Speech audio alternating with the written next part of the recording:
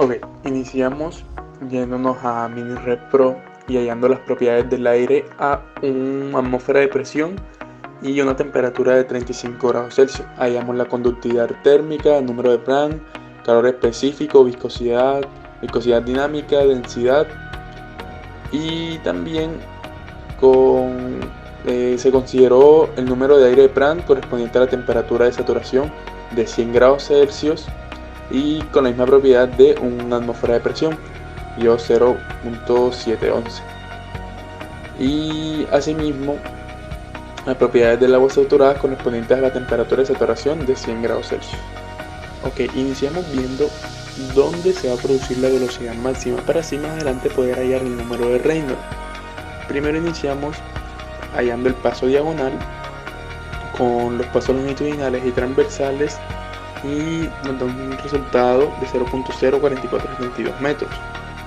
Luego hacemos una relación de paso transversal más diámetro sobre 2 y nos da un valor de 0.028 metros. Entonces podemos ver que el paso diagonal es mayor a esta relación que hicimos y por lo tanto la velocidad máxima no se producirá en la sección diagonal. Ahora se procede a hallar el área transversal y el área longitudinal para poder compararlas y ver dónde ocurre la velocidad máxima. Se hacen los cálculos y se determina que la velocidad máxima ocurre en el área transversal, ya que 2 veces el área longitudinal es mayor que el área transversal. Entonces se utiliza la siguiente relación de velocidad máxima. Procedemos a hallar la velocidad máxima con los pasos longitudinales y transversales, el diámetro y la velocidad, dando un resultado de 8.667 metros sobre segundos. Ya teniendo velocidad máxima podemos aplicar la fórmula para hallar el número de Reynolds y nos da un resultado de 8.379, teniendo en cuenta la densidad por la velocidad máxima por el diámetro sobre la viscosidad dinámica. Ya con el número de Reynolds procedemos a hallar el número de Nusselt. Para esto nos vamos a las tablas y vemos las relaciones de número de Nusselt para flujo cruzado sobre bancos de tubo. El número de filas es mayor de 16, el número de Planck está entre 0.7 y 500 y el número de Reynolds es menor a 2 por 10 a la menos 5, por lo cual utilizamos la siguiente ecuación para hallar el número de Nusselt. Para esta fórmula se utiliza el número de Planck correspondiente a la temperatura media y así nos da un número de Nusselt de 70.87. Ya con el número de Nusselt procedemos a hallar el coeficiente de transferencia de calor de la siguiente relación, que es número de Nusselt igual al coeficiente de transferencia de calor por el diámetro sobre la conductividad térmica del líquido. Sustituimos y nos da 116.3 watts sobre metro cuadrado Kelvin. Para hallar el área de la superficie necesitamos hallar el número total de tubos que los hallamos sumando el número de tubos longitudinales y el número de tubos transversales, lo que nos da un número de 200. Con esto procedemos a hallar el área de la superficie y nos da un valor de 30.16 metros cuadrados. Ahora se procede a hallar el flujo másico de la entrada y por ser utilizamos también en la fórmula la densidad de la entrada. Sustituimos los valores y nos da un resultado de 7.513 kilogramos sobre segundos. Ya con el flujo másico podemos hallar la temperatura de salida del fluido con la siguiente ecuación, viendo que tenemos todos los datos de área superficial, el coeficiente de transferencia de calor del agua, el calor específico y las demás temperaturas.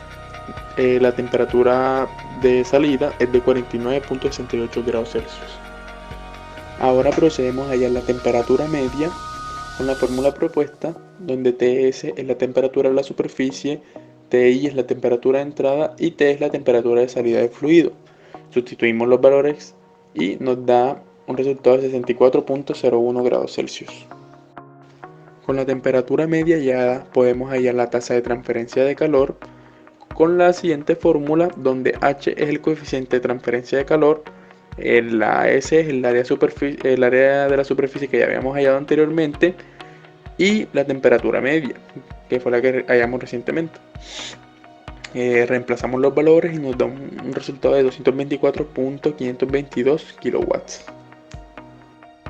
Ahora, para poder hallar la caída de presión necesitamos calcular la relación entre el paso transversal y el diámetro, y asimismo la relación entre el paso longitud y el diámetro para poder compararlo. Hallamos, los dos nos dan 2.5, que dividido nos dan 1. Ahora, para el banco de tubos escalonados obtenemos el factor de fricción yéndonos a la tabla y que coincidan con el número de Reynolds de 8379 y el paso longitudinal, la relación entre el paso longitudinal y el diámetro, que nos dio 2.5. Nos da un factor de fricción, encontramos que el factor de fricción es 0.33. Luego obtenemos el factor de corrección con número de Reynolds dicho anteriormente y la relación entre el paso longitudinal y el paso transversal, que nos dio 1. Ahora calculamos la caída de presión a través del banco de tubos utilizando la siguiente ecuación. Nos da un valor de 284 pascales. Luego calculamos la tasa de condensación del vapor utilizando la ecuación aquí propuesta y utilizamos la entalpía de vaporización del agua, que para este caso sería 2257 kJ sobre kilogramos por Kelvin. Reemplazamos en la ecuación y nos da un valor de 5,97 kilogramos por minuto. Por último, calculamos la temperatura media aritmética del fluido, siendo Ti menos Te sobre 2, donde Ti es la temperatura de entrada, T es la temperatura de salida.